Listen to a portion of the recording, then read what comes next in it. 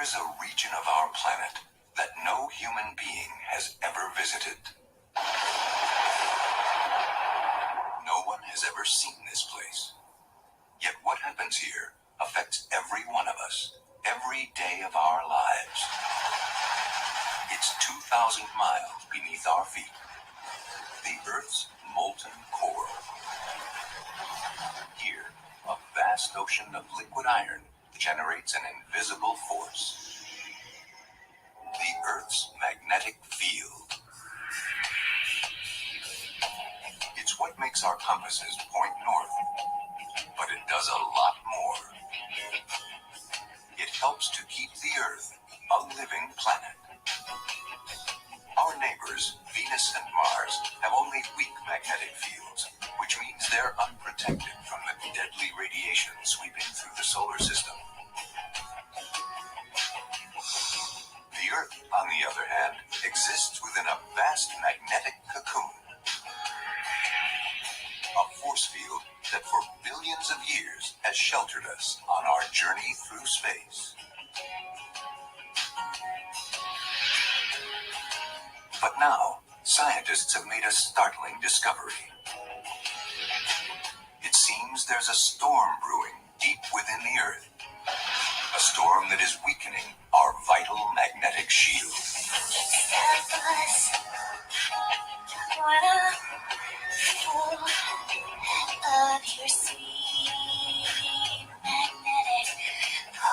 The Earth's magnetic field has been our protector for millennia, and now it appears it's about to go away. The Earth's magnetic field is getting weaker rapidly. We cannot guarantee that the magnetic field of the Earth is still made to be there 1,000 years from today. Is our invisible shield about to disappear? The question is not if that's going to happen, it's when that's going to happen.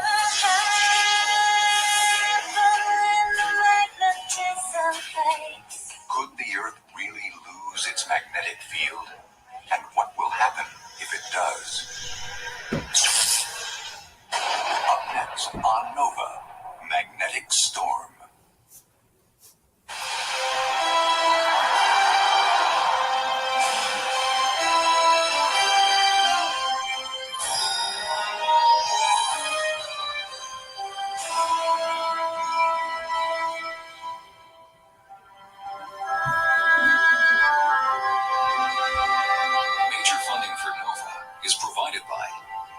Foundation, dedicated to education and quality television. We see 400 employees in 3 years. At Microsoft, your potential inspires us to create software that helps you reach it. Your potential, our passion. Science. It's given us the framework to help make wireless communications clear. Sprint is proud to support Nova. And by the Corporation for Public Broadcasting, and by contributions to your PBS station from viewers like you. Thank you.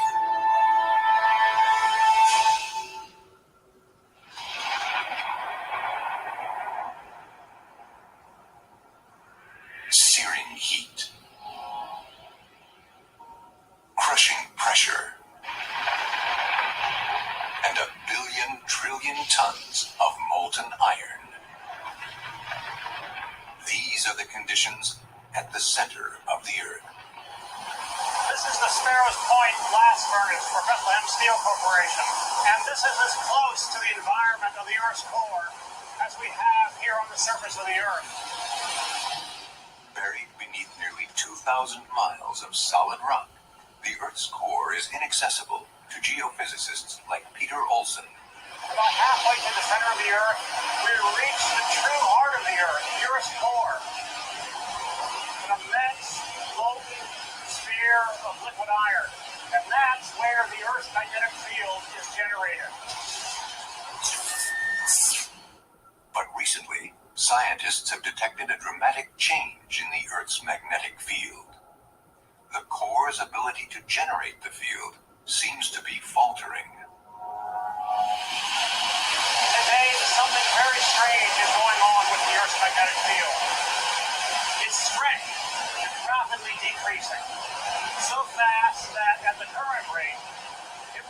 last only into the next millennium. It seems the Earth's magnetic field is rapidly fading. A puzzle that is challenging scientists around the globe. It's quite surprising how little is understood about the Earth's magnetic field and how it's generated. It was a very intriguing problem, something that was screaming out for an answer. Often wished I could see the magnetic field. I'm motivated by the mysteries that are there. As scientists grapple with the complexities of the magnetic field, they realize that what is happening at the center of the Earth could change our world for generations to come.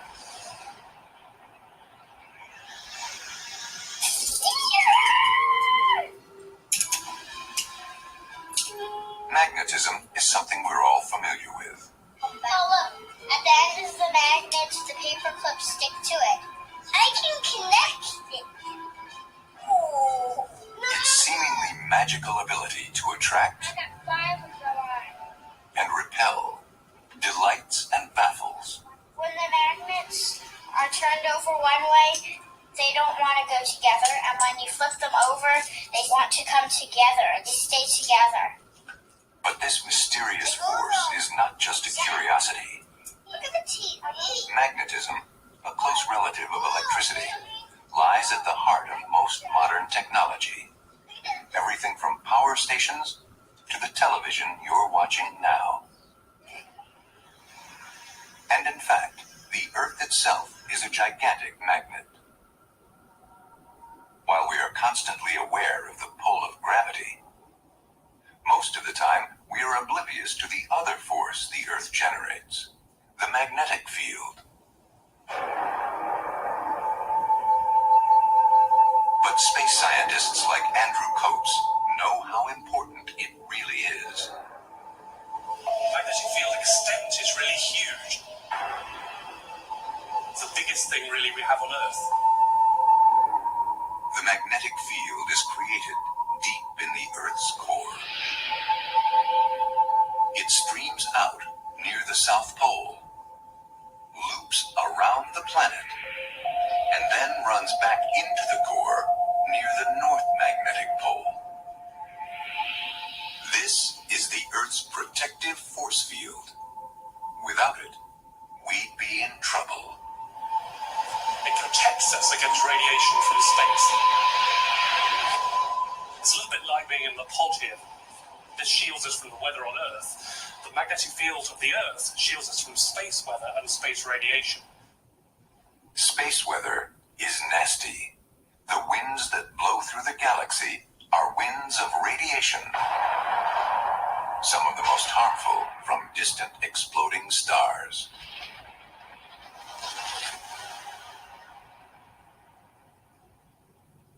But there is another source which is much nearer, which is our Sun. The Sun itself is a thermonuclear furnace, and this flings off huge amounts of dangerous material in very large explosions.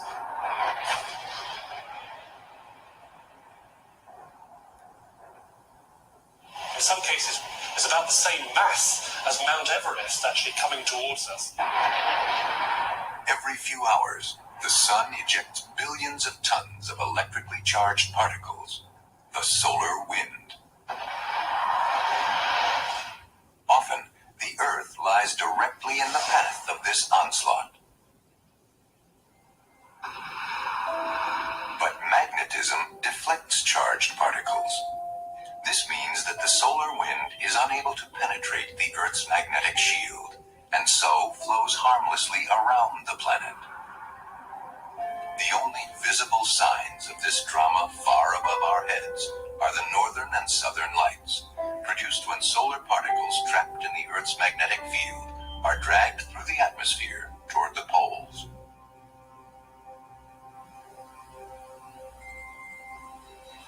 Now, we're lucky on the Earth we have the magnetic field which deflects the particles and protects us. But if we lost the magnetic field, there would be nothing to stop the radiation bathing the whole of the atmosphere, and the effect would be much more dangerous. But just how dangerous? What would be the ultimate consequences for planet Earth if the magnetic field were to disappear altogether? 5, 4, 3, mission? The answer has become clear only recently. And we have liftoff of NASA's Mars Global Surveyor as America begins its journey back to the Red Planet. In 1996, NASA sent a satellite to Mars. Mars has been a difficult planet to get to with spacecraft. Even after 16 missions by US and Russia and so on, we still did not know whether Mars had an intrinsic magnetic field or not. The Martian rocks. It was this long-standing question which Mario Acuna and his team from NASA hoped finally to settle. What they actually uncovered was considerably more significant. Nature had big surprises for us beyond our wildest expectations. Hidden in the history of Mars lay the connection between magnetism and life. And here is where we develop our expensive toys, our instruments. This is our lab. Mario is one of the world's leading experts on extraterrestrial magnetic fields. He has sent instruments to measure them all over the solar system. This one went to Jupiter, Saturn, and beyond. This is Voyager 1 and 2. This one went to Mercury with Mariner 10. This one went around the orbit of the Sun. This one went to Comet Halley, for example. To measure magnetic fields, Mario uses a technique which was discovered a century and a half ago.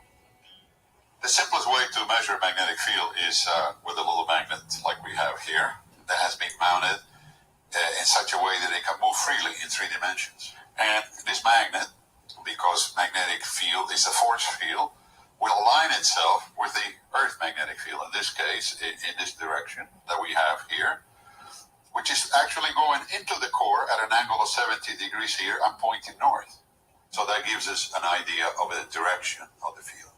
And you can see that if I perturb this magnet just slightly, how fast it recovers the original position gives us an indication of the strength of the magnetic field.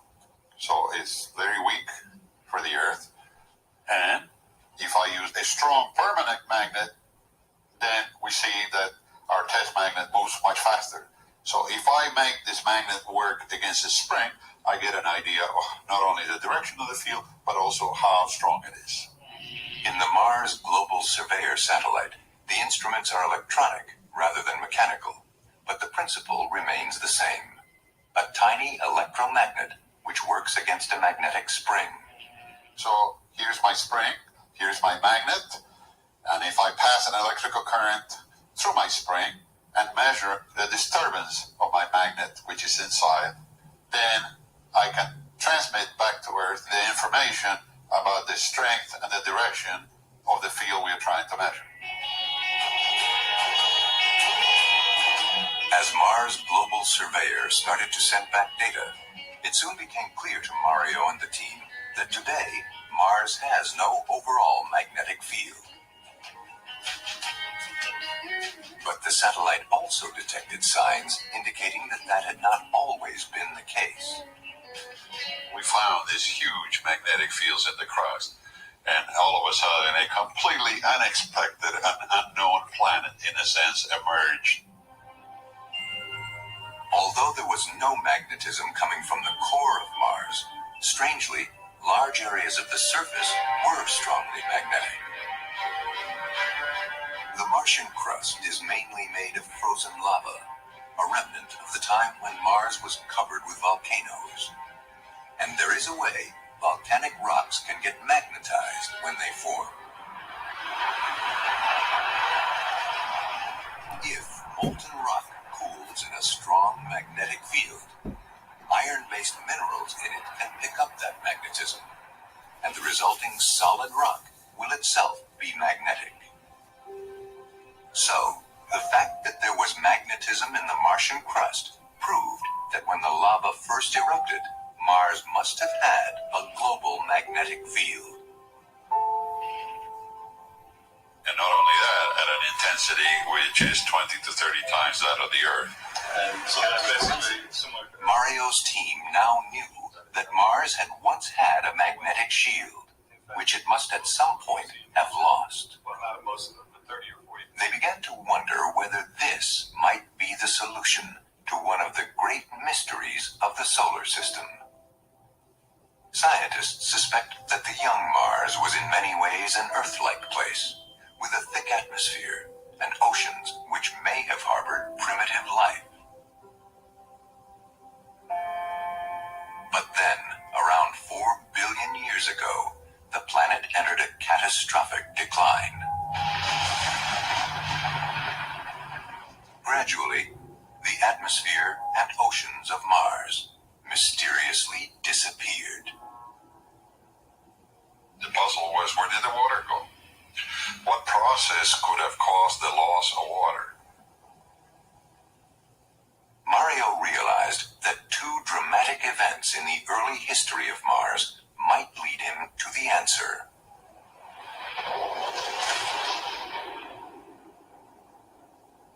We found two very large impact bases in the southern hemisphere of Mars, which are Hellas and Argyre. There was absolutely no magnetization over them. In these basins, formed when two huge meteorites hit Mars, the rocks were strikingly free of magnetism.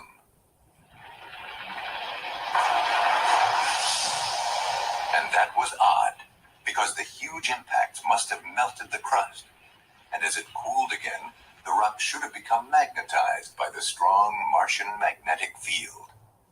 Yet, there was no trace of magnetism in Hellas and Argyre. Which immediately meant that they were formed after the magnetic field of Mars has ceased to exist. And the estimate is that these impacts took place more than 4 billion years ago. 4 billion years ago is when Mars was beginning to lose its water and atmosphere. Though not all scientists agree with him, Mario is convinced that the timing is not just a coincidence. If we shut down the magnetic field, then the solar wind has direct access to the atmosphere of Mars. Then we have a process which is equivalent to the erosion in a desert. The wind blows and it blows the sand away.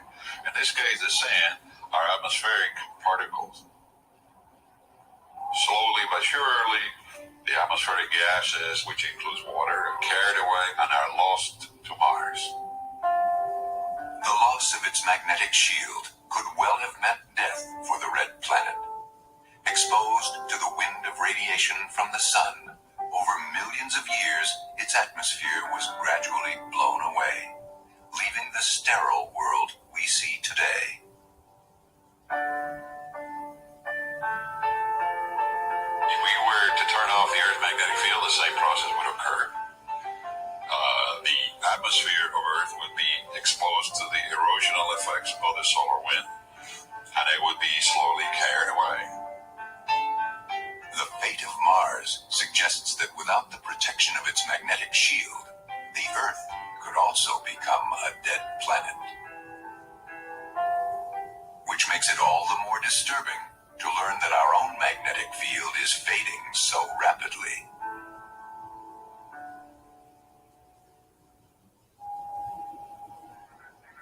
Evidence of that decline has come from a surprising source.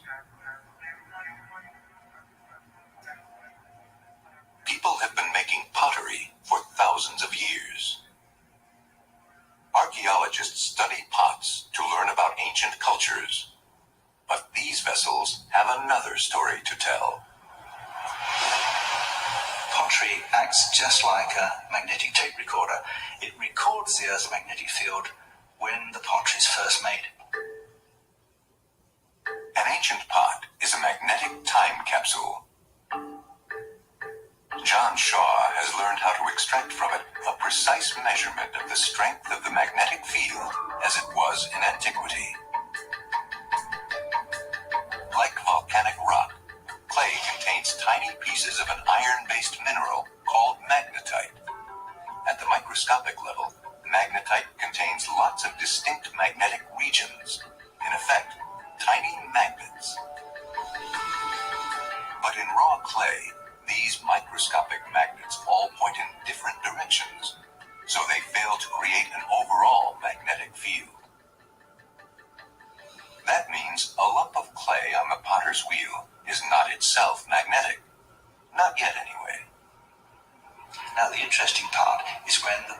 required.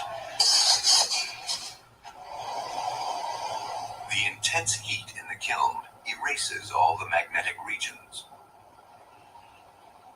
But as the pot begins to cool, new magnetic regions form in the magnetite. And as the regions reform, they align with the Earth's magnetic field, just like compass needles. With millions of tiny magnets all pointing in the same general direction, the pot itself becomes slightly magnetic. Once it is cooled, the magnetism is locked in. So if we take an ancient pot like this one, which is from Peru, when it cooled for the first time, it cooled in the Earth's ancient magnetic field, and it became magnetized in that field. And of course, if the field's very strong, then the pot's strongly magnetized, and if the field's very weak, then the pot's weakly magnetized. By examining pottery from prehistory to modern times, John has discovered just how dramatically the field has changed in the last few centuries. When we plot the results from the ceramics, this is what we see. Gentle changes as we come forward in time over 12,000 years, a gentle rise, and then a rapid fall as we come towards the present day. The rate of change is higher over the last 300 years than it has been for any time in the past 5,000. It's going from a strong field down to a weak field, and it's doing it very quickly. In 300 years, the field has fallen 10%, and the rate of decline is increasing. In just a few centuries, it could be gone altogether. So, is the Earth going the way of Mars? There's only one place to look for an answer: the inaccessible region where the field is generated, the Earth's core. There's a deep mountain height where these strange ejections start. But with no way to get to the core, Professor Dan Lathrop is playing with fire as he and his students try to build it in their lab. Yes, that heater wiring looks pretty good. They want to find out just what keeps the magnetic field going and what might cause it to disappear. Trying to test out the new Iosemetronics probe. They modeled the liquid metal core with sodium because it's highly conductive and much easier to melt than iron. Sodium actually at room temperature is really a very soft metal, sort of cheesy. Of course, when we heat it up to around the boiling point of water, it then becomes liquid, and that's where we actually run the experiments. But it certainly is a hazard in the lab. If we put sodium down in some water, you get little explosions and burning coming off of it. What you're looking at here is a sphere which contains about 110 kilograms of sodium. When we run an experiment, we'll start spinning this ball like the Earth is spinning and make measurements of magnetic field that it generates on its own. What they're trying to create is a self-sustaining electromagnetic dynamo, because that's what they think the Earth is. Scientists have a theory about how the core generates the magnetic field. It's based on the close relationship of magnetism to electricity. In particular, the fact that electric currents create magnetic fields. Now, there's no electric current going through the coil to start with. The iron filings just go down like pepper in a pan, but if I turn on the electric current, then you can see the iron filings line up with the magnetic field that's produced by the current in this electric coil. So it's really currents inside the Earth's liquid metal core that we think gives rise to the magnetic field. But what gives rise to the electric currents? The answer to that is where things get complicated. Scientists believe that just as the electric currents produce the magnetic field, so the magnetic field produces the electric currents. The key is that the liquid metal in the core is in constant motion. If you take a moving conductor in the presence of a magnetic field, currents get set up inside the conductor. In the Earth, The moving conductor is 1 billion trillion tons of molten iron, but the effect can be seen in a simple loop of wire connected only to a meter which measures electric currents. If I move this conductor in the presence of the Earth's magnetic field, then that gives rise to currents. Once you have currents, those give rise to magnetic fields. So it's kind of a curious loop that gets set up in the Earth's core. A little bit of magnetic field couples into the motion of the liquid, gives rise to currents flowing in the core. Those currents cause more magnetic field, which cause more currents, more magnetic field. So it's kind of a feedback loop that can cause the magnetic field to just rise. If it works in the Earth's core, it should work in the lab. Scientists are not quite sure what got the Earth's dynamo started. It may have been stray magnetic fields from the sun. But to get a small-scale version going, Dan uses a powerful magnet. We apply a large magnetic field on the sodium flow inside the sphere, and you can get a feel for how strong the magnetic field is. If we, Dan, turn on the magnets, we can actually see how they attract this chain quite strongly. Wipe out any bad credit cards you might have in a hurry. If the electromagnetic dynamo theory is right, then the field generated by their miniature core will be stronger than the field they started with, the magnetism rapidly growing by drawing energy from the motion of the liquid sodium conductor.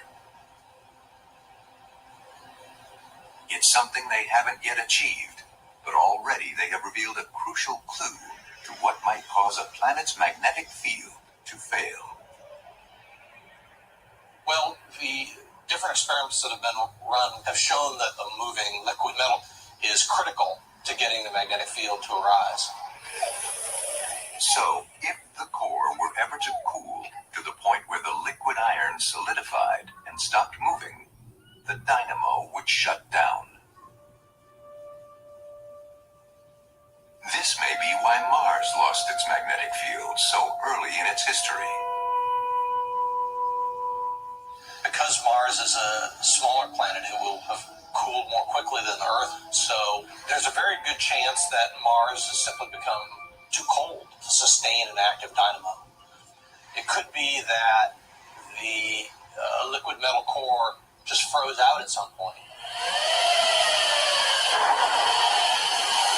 But will what happened to Mars eventually happen to the Earth?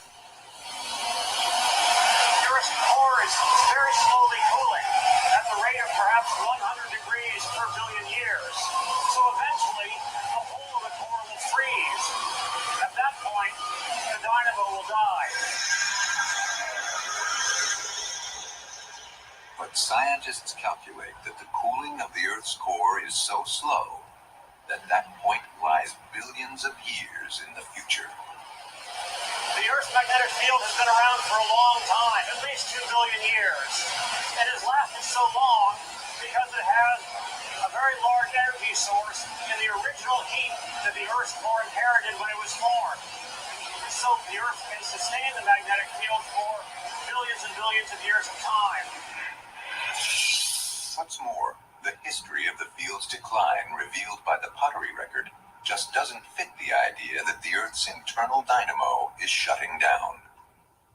Surprisingly, the Earth's field is fading too quickly. If we were to shut down the heat flux in the core, it would take hundreds of thousands of years, perhaps millions of years, for the field to decrease. And that's not what we see. We see a field decrease which is much faster than that. So there's something else going on in the case of the Earth. But what? Searching for clues to what's happening deep inside our planet, scientists have turned their attention to a chain of volcanic islands in the middle of the Pacific. Here, there's a record of the Earth's magnetic field that stretches back millions of years. A record not of gradual decline, a series of spectacular magnetic upheavals.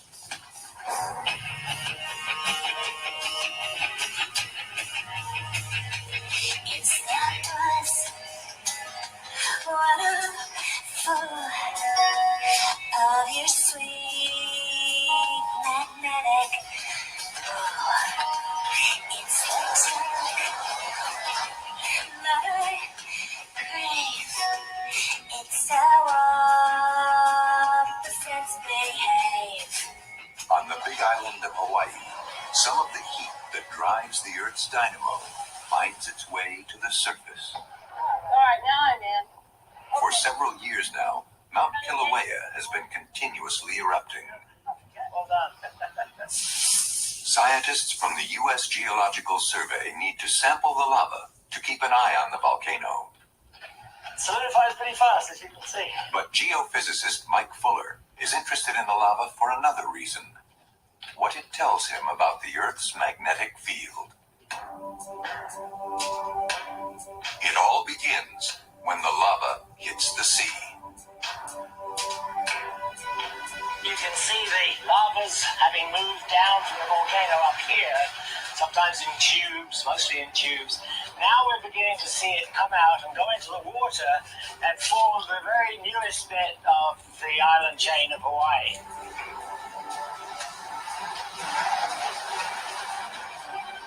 As this lava hits the seawater, of course it really chills very, very fast. And a really wonderful thing happens. They actually trap in, they record the Earth's magnetic field. As they solidify and cool, these volcanic rocks are preserving a record of today's magnetic field. But the volcanoes of Hawaii have been erupting on and off for millions of years, building up the islands. Every layer of lava contains a record of the magnetic field at the time of that eruption. So the Hawaiian archipelago is a hidden chronicle of the Earth's magnetism stretching back 5.5 million years.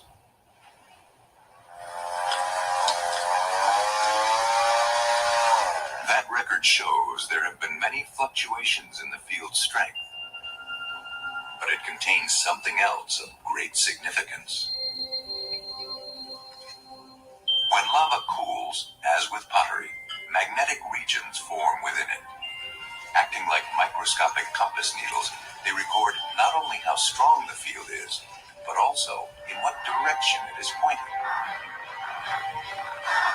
Today, the Earth's magnetic field runs from south to north, which is why compass needles point toward the North Pole, and recent lava flows record a field pointing north. But 50 years ago, when scientists measured the magnetism trapped in older lava samples, they made a startling discovery.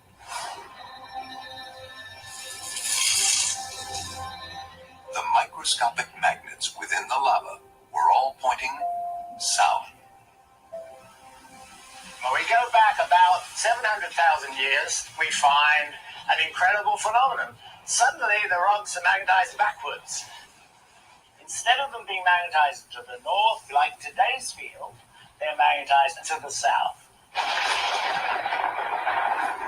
It seemed that prior to 780,000 years ago, Hawaiian lava must have cooled within a global magnetic field that was running to the south and away from the north, exactly the reverse of today.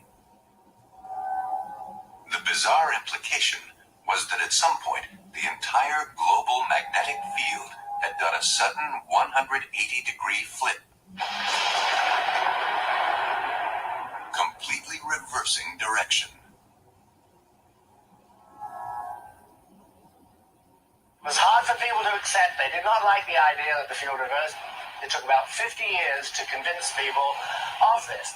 But eventually, that was established, and really by work on this island. Because if you keep on going down, you would find that after about another couple of 100,000 years, then it changes again. And you see this sequence going on. And as they examined samples from older and older lava, scientists found more and more reversals. On average, 1 every 200,000 years. And so by the time people had done that, it was pretty obvious that the field did indeed reverse. But if the field has reversed so often in the past, it must surely do so again in the future. That the Earth's magnetic field reverses is an extraordinary phenomenon. But this reversal process is quite common. The last reversal was, 780,000 years ago. Before that, there was one about 200,000. Before that, again, actually less than 200. So in a sense, we are a bit overdue for a reversal. So is this why the field is growing weaker today? Could it be getting ready to flip? Scientists needed to discover whether there was a link between changes in the strength of the magnetic field and changes in its direction.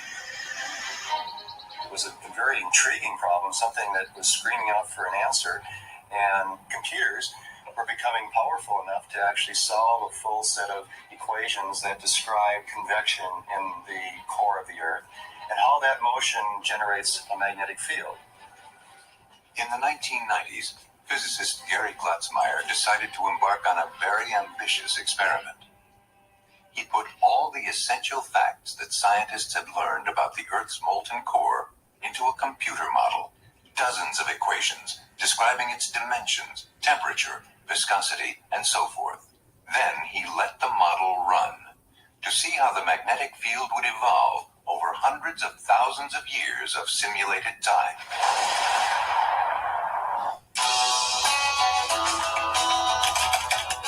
It's important to understand just how long these simulations take. Each time the computer solves the equations, it advances the whole solution one time step, and the time step is typically 10 days. And within 10 days, things don't change much, which means you have to do many, many solutions.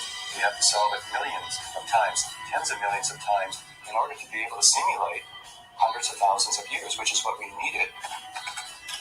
One case may take 6 months of running on the fastest computers in the world. I was using supercomputers from the Department of Energy, from NASA, and the National Science Foundation, and no matter where I was, the first thing I do is make sure that computers didn't crash. So it was something I did every day, 7 days a week for over 4 years. And I remember there was a period of time, I believe it was in the fall, and I was traveling to other universities and giving talks, and after a number of weeks, I came back and decided, well, now I need to look at the details of the magnetic field, and realized that it was in reverse polarity. It already had reversed. This is something I didn't expect. So then I looked at many snapshots during the time I was gone, and realized that the field did indeed reverse spontaneously. It's the first time it happened. We were very anxious to write about it. It was really exciting. And as the experiment continued, so did the reversals, every 100,000 years or so of simulated time.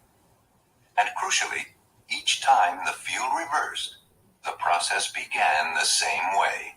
What's interesting is whenever it has reversed its polarity, its direction, that happened when the magnetic intensity was very weak. So it was decreasing. Finally, when it was the dipole part of the field was very weak, then the field reversed.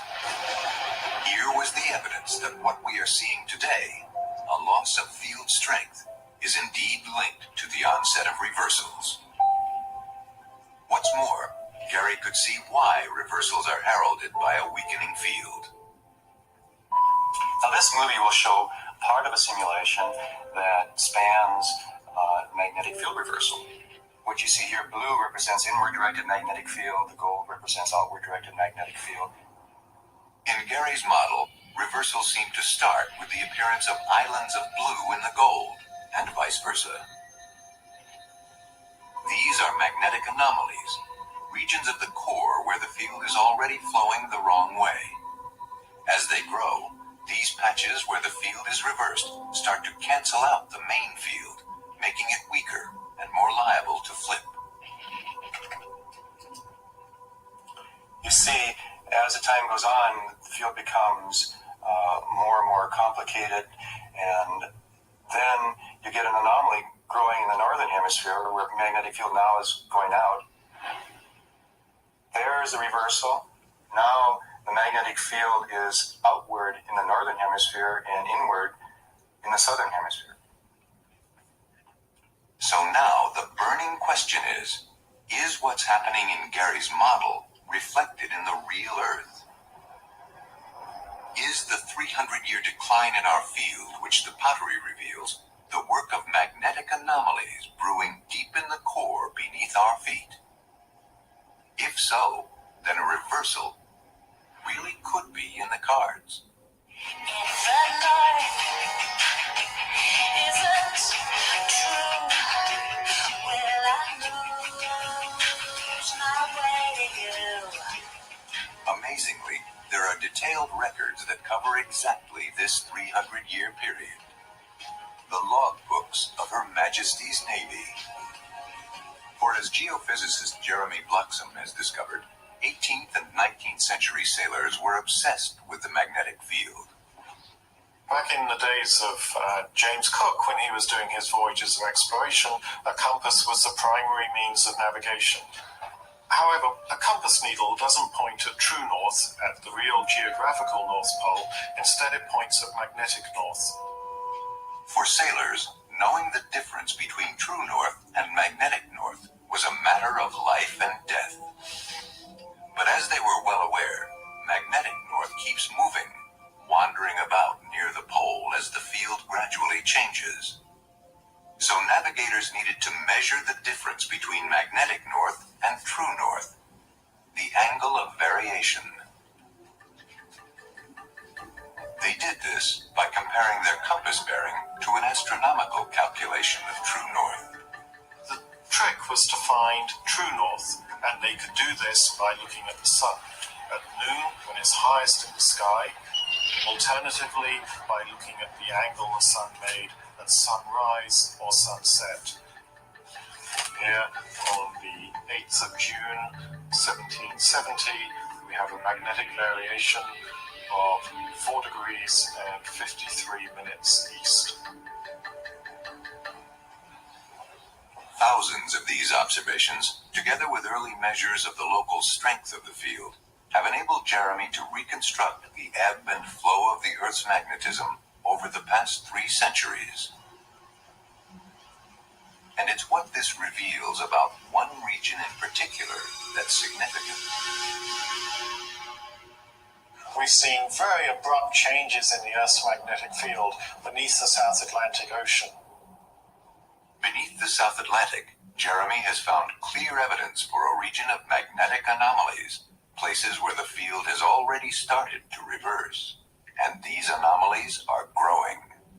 As we get into the beginning of the 20th century, we see the emergence of a new patch of reverse flux, a region where the field lines, instead of coming out of the core, are looping back into the core. And that patch then drifts towards the west, hooking up with this other patch of reverse flux to create a large region, what we call the South Atlantic anomaly, where the field is about 30% weaker.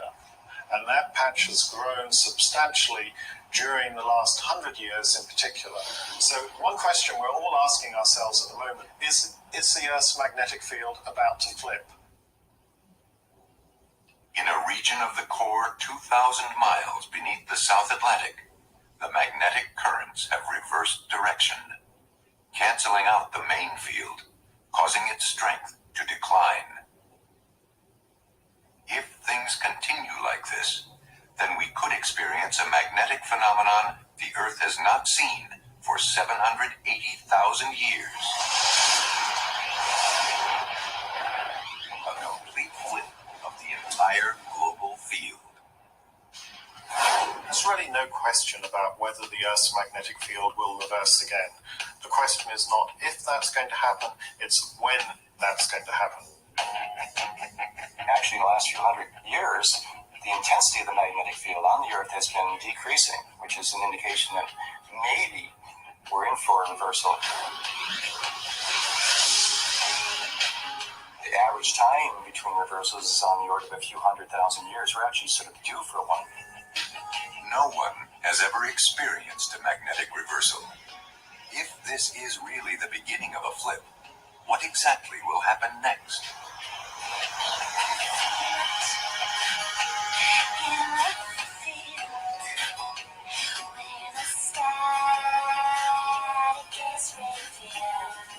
One man who may know is geologist Rob Coe.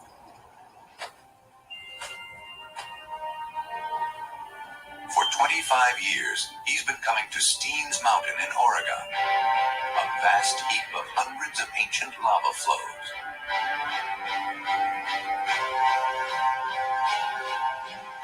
$16 million years ago, there was a huge series of eruptions here.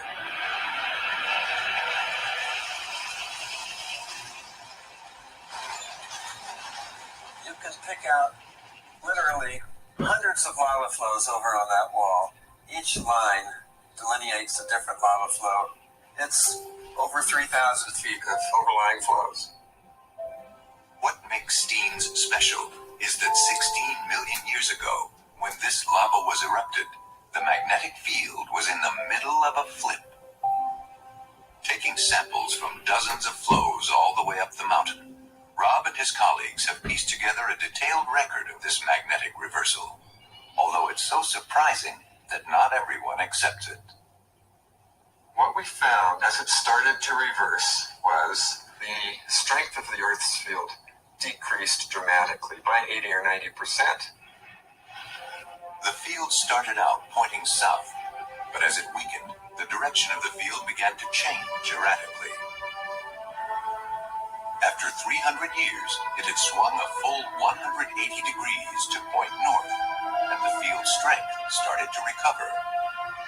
But it couldn't hold that polarity, and it fell back to reverse, and intensity crashed again. Once more, the Earth's magnetic shield practically disappeared, this time for 3,000 years. What was left was changing so fast that Rob found a flow that captured these wild gyrations even as the lava cooled. And what we found was even harder to believe.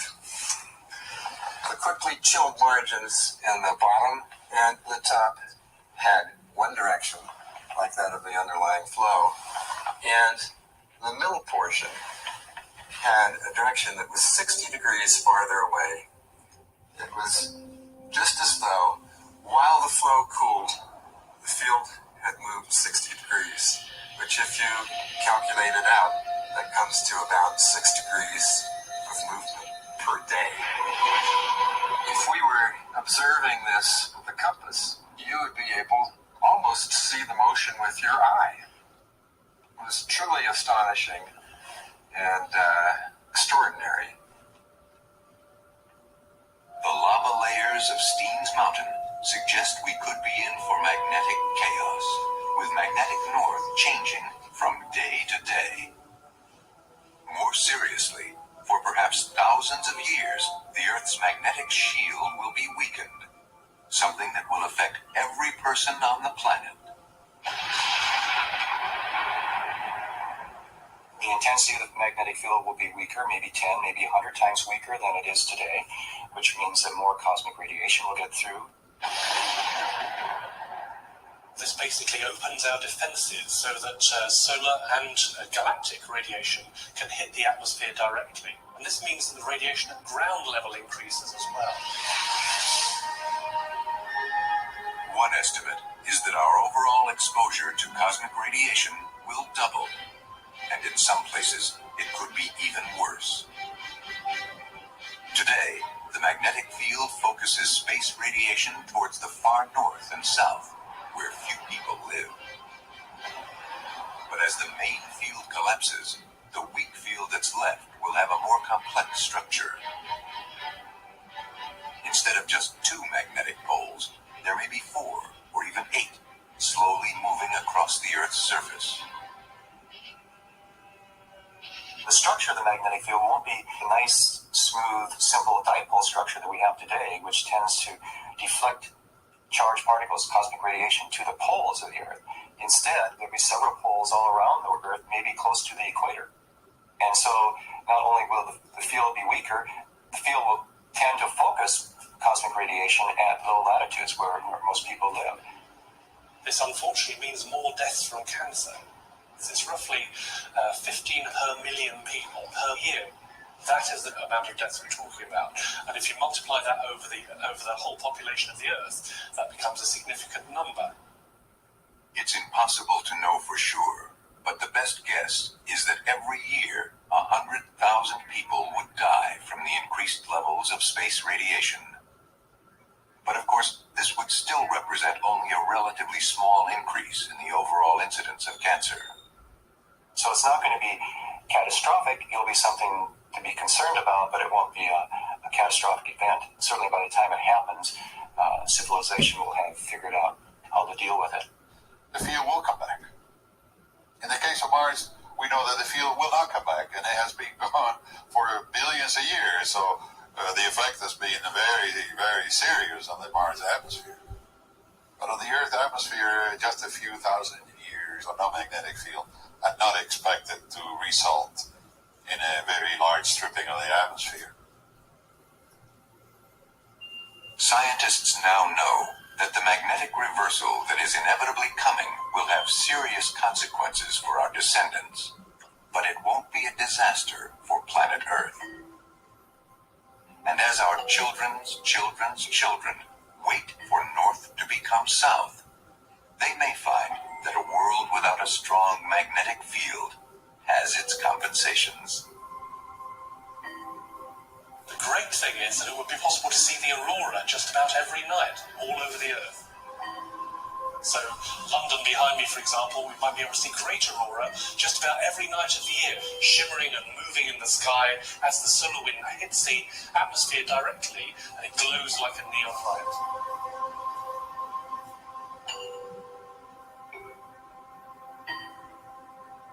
Aurora will be very exciting. I can imagine a very interesting dynamic magnetic field outside of the Earth during the next reversal.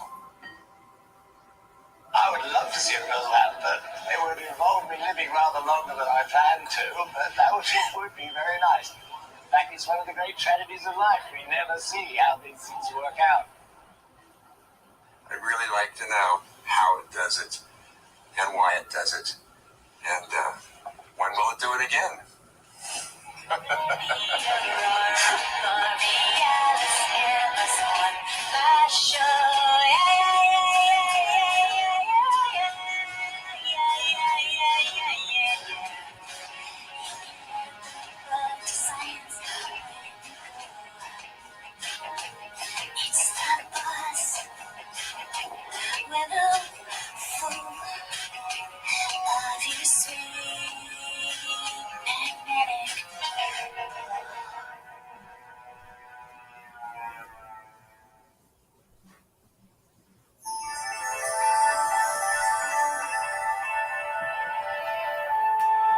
None of us will be around for the next magnetic reversal, but on NOVA's website, get a sneak preview of what the night sky will look like when it happens. Find it on pbs.org.